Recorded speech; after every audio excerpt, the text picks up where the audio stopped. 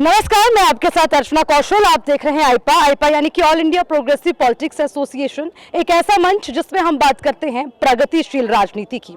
आईपा का मकसद एक ऐसी राजनीति की बात करना जिसमें बात हो विकास के मुद्दों की, जिसमें बात हो जनता के मुद्दों की, जनता के मुद्दों को उज्जवल करना, जनता के मुद्दों को उजागर करना आईपा का मकसद। और इसी मकसद को लेकर हम मोहनलालगंज विधानसभा में पहुंचे हैं और इसी विधानसभा की बार एसोसिएशन में हम इस वक्त मौजूद हैं। यहाँ पर बहुत सारे जो है वकील हमारे साथ हैं जो वकालत तो करते हैं, लेकिन उसी के साथ एक आम नागरिक हैं। समझेंगे उनसे भी कि इस समय जो राजनीति हो रही है, क्या वाकई में विकास के मुद्दे की राजनीति है?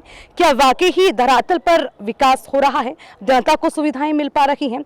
और खुद जिस तरह से वो काम करते रहे हैं, कितना अपराध कम हुआ, जिसकी लगातार उत्तर प्रदेश बात करता है, उसको लेकर भी बातचीत करेंगे। बहुत सारे लोग हमारे साथ। सबसे पहले आपका नाम? मेरा नाम जयबिन चौधरी है। ठीक है। आईपा की एक मुहिम है कि हम ना बीजेपी की बात करेंगे, हम ना सपा की बात करेंगे, ना किसी पार्टी की, हम जनता के हक की बात करेंगे। इस मुहिम पर सबसे पहले आपका क्या कहना है? नहीं, ठीक, हम भी चाहते हैं कि जनता की ही बात हो, पर जो सरकारें हैं वो जनता की बात ना कर करके अपना प्रोपेगेंडा स्थापित करती हैं। वो विकास के केवल नाम पर वोट मांगती हैं, लेकिन काम कोई नहीं करती हैं। इसीलिए आईपा पहुंचा है आपके मोहनलालगंज। क्या कहेंगे आप? नहीं, बहुत अच्छी मुहिम है आपकी, आपका स्वागत है हमारे कैंपस में। जी शुक्रिया। अब बात करते हैं मुद्दे की। जी, चुनाव के लिए कुछ ही समय बाकी रह गया। 10 फरवरी से शुरुआत हो जाएगी और उत्तर प्रदेश में 7 चरणों में अभी चुनाव होने हैं। बीजेपी की सरकार रही, 5.25 साल का कार्यकाल गुजर गया। जी जी। खुश हैं आप उनके काम? जी बिल्कुल खुश नहीं है। क्या हुआ? क्या हम जनता हैं, पूरी तरह से अंतर्संत उनसे खुश नहीं है, क्योंकि विकास के नाम पर उन्होंने वोट मांगा, लेकिन हुआ क्या? जगह जगह गड्ढे हैं, ना रास्ते बने हैं, ना हमें चाहिए स्वास्थ्य, शिक्षा, सड़क। ये इन चीज़ों से सरकार पूरी तरह से दूर रही है।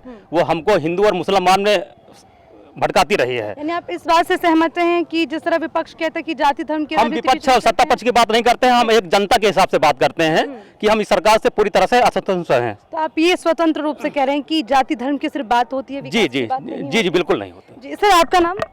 राजधरण वर्मा, एडवोकेट। जी, आप एडवोकेट भी हैं। मैं आपसे ये भी समझूंगी कि अभी कोरोना काल में बहुत परेशानियां रहीं, और फिर क्या क्या परेशानी आपने झेली अभी इस 2 साल या 1.5 साल में? हम कहेंगे कितना संघर्ष? कोरोना काल में तो हमारी जनता बहुत परेशानियां झेली, कोई चिकित्सा नहीं मिली, और इस पे कोई भी राजनीतिक दल कोई कार्य नहीं किया। न पक्ष न विपक्ष, दोनों एक दूसरे के पूरक हैं, और ये केवल अपने लिए वोट मांगते हैं और अपनी राजगद्दी के लिए। बाकी की जनता के हित में कोई राजनीतिक दल कार्य नहीं करता है। मैंने देखा न पक्ष न विपक्ष किसी ने आवाज नहीं उठाई। अच्छी बात आपने कही। फिर विकल्प के रूप में किसे देखें? अब विकल्प के रूप में मैं जो इस समय देख रहा हूँ, जो पार्टियों में अदला बदली हो रही है प्रत्याशियों की, ये नहीं होना चाहिए, इस पे बैन होना चाहिए। क्योंकि वही लोग सत्ता में जाते हैं, कभी इस पार्टी से कभी उस पार्टी पे। जनता का हित तभी होगा जब ये पार्टियों पे बैन लगाया जाए कि एक दूसरे में प्रत्याशी ना जाएं। बिल्कुल। देखिए, कानून को आप बहुत अच्छे से समझते हैं, बारीकी से समझते हैं। हम आपसे समझना चाहेंगे। देखिए, घोषणा पत्र लेकर आती है सरकार, मैनिफेस्टो जारी करती है, जनता से बड़े बड़े वादे किए जाते हैं, फिर वादे पूरे नहीं होते। इनको कैसे अमल में लाया जाए? अब वादा पूरा करने के लिए ये होना चाहिए जो इनका घोषणा पत्र हो। अगर घोषणा पत्र के अनुरूप ये कार्य नहीं करते हैं तो उस क्षेत्र के, मतलब जो एक विधायक है, अपने क्षेत्र का मैनिफेस्टो जारी करे। अगर उस पर काम नहीं करता है तो उसको सस्पेंड कर देना चाहिए। यानी कि इनका कहना है कि क्षेत्र की हम बात करते हैं, क्योंकि देखिए योगी जी तो आकर हैंडपंप लगाएंगे नहीं, ये विधायक की जिम्मेदारी होती है अपनी विधानसभा के प्रति। तो कहीं ना कहीं जिस तरह से विधायक भी वादे करता है जनता से, उनको पूरा करने के लिए एक नियम होना चाहिए। जी, आपका नाम? नरेंद्र राजपूत। नरेंद्र राजपूत जी, आप इनकी बात से सहमत हैं क्या? मैं पूर्णतः सहमत हूँ। क्या अपनी राय आप देना चाहेंगे? कैसे बदला जाएगा, कैसे विकास? मैं ये बताना चाहता हूँ कि धरातल पे कोई भी कार्य जो है ना कुशल पूर्वक नहीं होता। यहाँ हमारी तहसील कैंपस में यहाँ बाथरूम बना हुआ है, महिलाओं के लिए जटिल समस्या। हमारे स्थानीय विधायक जी हैं यहाँ 5 साल से बाकायदा जो है ना, कहीं कोई इस तरह फोकस नहीं, ना धरातल पे कोई कार्य होता बाकायदा। अभी आप जाइएगा यहाँ देखिएगा, बाथरूम बराबर बह रहा जो है ना, महिलाओं के लिए सबसे जटिल समस्या है। निचले स्तर पे किसी तरीके कोई काम नहीं होता जो है ना। समाजवादी, भारतीय जनता पार्टी, ये दोनों पार्टियां एक दूसरे पूरक है बाकायदा। वो स्वामी प्रसाद मौर्य जी इसमें बीजेपी में जा रहे हैं छोड़ करके जो है ना, उसके बाद समाजवादी से जो है ना अपर्णा यादव बीजेपी में जा रहे हैं। मैं ये कहना चाहता हूँ। ठीक है, उनके जाने से क्या नुकसान है? आपने क्योंकि लास्ट में अभी ये बात कर दी तो मैं आपसे पूछ ही लेती हूँ। नहीं, नुकसान ये है, इससे ये लगता है कि दोनों पार्टियां बाकायदा एक दूसरे के पूरक हैं।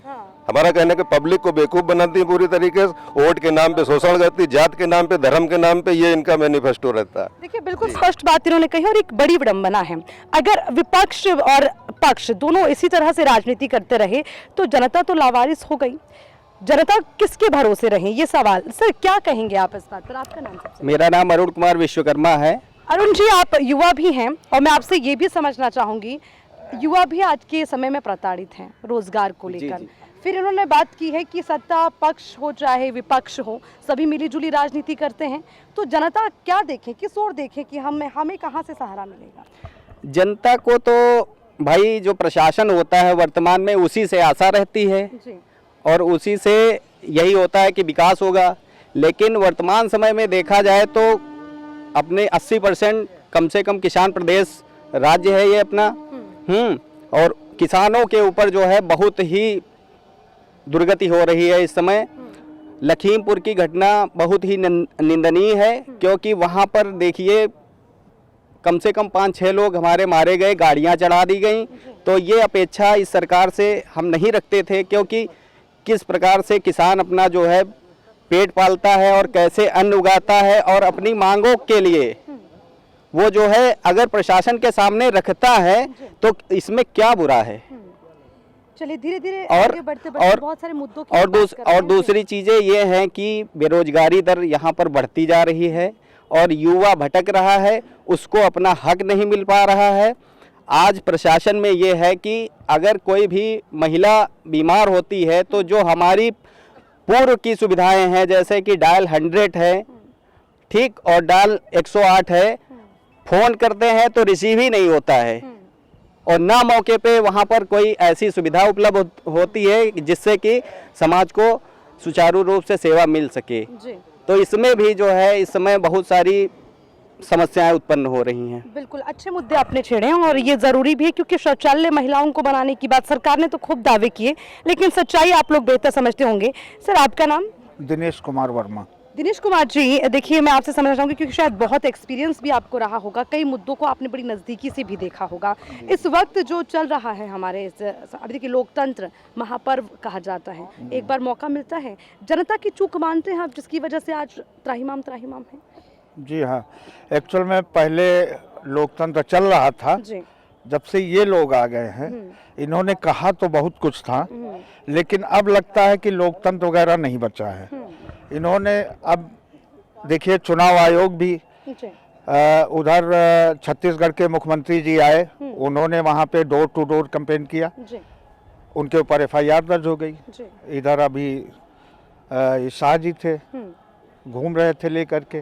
तो अब लोकतंत्र के बारे में क्या कहा जाए जब ये लोग भी एक्शन में नहीं हैं।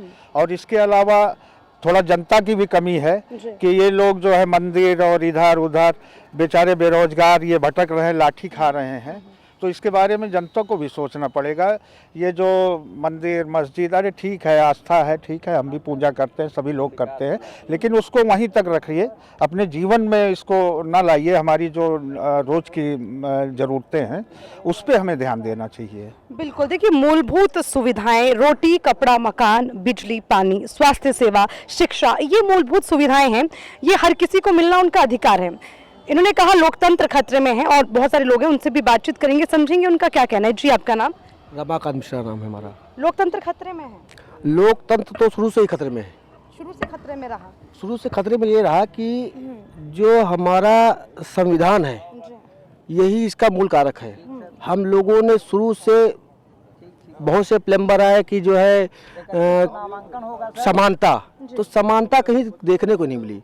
अगर हम बात करें बहुत लिटरल मुद्दों पे तो एजुकेशन और हेल्थ दो ऐसे मुद्दे हैं जिससे हर एक आम और खास आदमी जुड़ता है। मैं रोकना चाहूंगी, किस समानता की आप बात कर रहे हो? देखिए जैसे मेडिकल फैसिलिटी है प्राइवेट और सरकारी, इन दो में जो इतनी बड़ी असमानता है ना, इसको खत्म होना चाहिए। एक ही पर्चे पे चाहे वो सरकारी अस्पताल में जाए चाहे वो प्राइवेट में जाए, उसको सेम इलाज मिलना चाहिए और उसी कास्ट पे मिलना चाहिए। वही बात आ जाती है एजुकेशन की। एजुकेशन में प्राइवेट हर आदमी व्यक्ति सोचता है कि हमारा बच्चा प्राइवेट स्कूल में पढ़े। क्यों पढ़े? क्योंकि सरकारी में वो फैसिलिटी नहीं है। अगर हम सरकारी में फैसिलिटी दे तो प्राइवेट और सरकारी में कोई अंतर नहीं रह जाएगा। उसमें क्या होगा कि एक आम आदमी को वास्तव में वो सुविधा मिलेगी जिसका वो हकदार है। ठीक है, तो दो ये चीजें तो बहुत कॉमन हो गई। इसके अलावा अब हम बात करते हैं सरकारों की, पार्टियों की, तो सरकारें और पार्टियां जो मशीनरी व्यवस्था इतनी दूषित हो चुकी हैं कि वो सरकारें चलाती हैं। वास्तविकता तो ये है कि सरकार खुद नहीं चलती है, सरकार चलती बड़े बड़े उद्योगपतियों से, और बड़े बड़े उद्योगपति सरकारों को चलाते हैं, क्योंकि उद्योगपति ही सरकारों को गवर्न करते हैं और वही सरकार करती है जो सरकार को चाहते हैं। बस इतनी सी बात है। तो जनता का कैसे भला? देखिए जनता का भला क्या है, देखिए जनता तो अपना वोट ये मान के देती है कि हम अपने सुपीरियर इसलिए वोट देते हैं कि वो हमारा भला बुरा वो जाने। हम इतने सक्षम नहीं कि हम खुद अपना निर्णय ले सके, हम इसलिए अपने आगे लोगों को बिठाते कि भैया आप हमारी जो सुविधाएं हमारी समस्याएं उनको आप सॉल्व करें, इसलिए हम सरकार चुनते हैं। इसलिए हम किसी को वोट देते हैं कि भैया आगे चल करके हमारी समस्याओं को सुविधाओं का ध्यान दें, और हमें चल करके वही कभी नहीं मिली आज तक। तो कुल मिला सरकारें बहुत आई और चली गई। हालांकि मैं ये कह रहा हूँ कि विकास या डेवलपमेंट धीरे धीरे हो रहा, लेकिन वो बहुत नाकाफी है। ये समझिए कि जहाँ 100% होना चाहिए काम, वहाँ 10% भी अभी नहीं है हम लोग। चलिए, अभी नाकाफी हुआ है विकास, अभी बहुत सारी कमियां हैं जो पूर्ण होनी है। चलिए, मूलभूत सुविधाओं की हमने बात की, लॉ एंड ऑर्डर ये भी बहुत ज़्यादा ज़रूरी है, क्योंकि यहाँ पर सभी लोग वकालत कर रहे हैं, वकील हैं, बाखूबी समझते होंगे। मैं जानना चाहूँगी आपका नाम? दुर्गेश बाजपेयी जी, लॉ एंड ऑर्डर को लेकर आपका क्या कहना? लाइन ऑर्डर जैसे कहा गया है कि अभी पहले की सरकारें जो थी जी, उससे कुछ तो बेटर रही है, लेकिन ये कहा जाए कि पूरी तरीके खत्म हो गया है, सही हो गया है, तो सही पूरी तरीके से तो नहीं हुआ है। चलिए, वो तो संभव भी नहीं है, बहुत ज़्यादा आबादी है आपके उत्तर प्रदेश अब की। आबादी ज़्यादा है, इसलिए हर आदमी के पीछे पुलिस नहीं लगाई जा सकती है। विडंबना यही है, जब हम बात करते हैं जनता के मुद्दों की, तो यहाँ पर बात की जाती है बीजेपी की, यहाँ पे बात की जाती है समाजवादी पार्टी की। जब हम बात करते हैं मूलभूत सुविधाओं की, तो यहाँ पर लोग गिनाने लग जाते हैं कि उसकी सरकार में क्या हुआ, किसकी सरकार में गुंडा राज रहा। समस्या यही है कि जनता को ये समझना होगा कि आखिर हमारे लिए कौन बेनिफिशियल होगा। हालांकि बीजेपी को शायद यही सोचकर वोट दिया हो कि अच्छे काम होंगे, कुछ लोगों के वहां हुए भी होंगे, लेकिन कुछ लोगों के वहां नहीं भी हुए। आज के टाइम में जनता त्रस्त है, क्यों है, क्या समस्या है, इसका फैसला खुद जनता जनार्दन को लेना होगा। हमारी मुहिम बस यही कि जनता के मुद्दों को समझा जाए, अपने मुद्दों को और अपने हक को, अपने मत को सोच समझकर आप इस्तेमाल करें। 10 फरवरी से शुरुआत है और समझिए आपके लिए कौन आपके हक की आवाज उठाता है, क्योंकि हमारा काम विकास के मुद्दे की बात करना। देखिए, फिर मिलेंगे नए लोगों के साथ और नए मुद्दों के साथ। इस वक्त मोहनलालगंज में बार एसोसिएशन में हम मौजूद थे, लोगों से बातचीत हमने की। फिर नए मुद्दों के साथ नई विधानसभा की ओर रुख करेंगे। नमस्कार।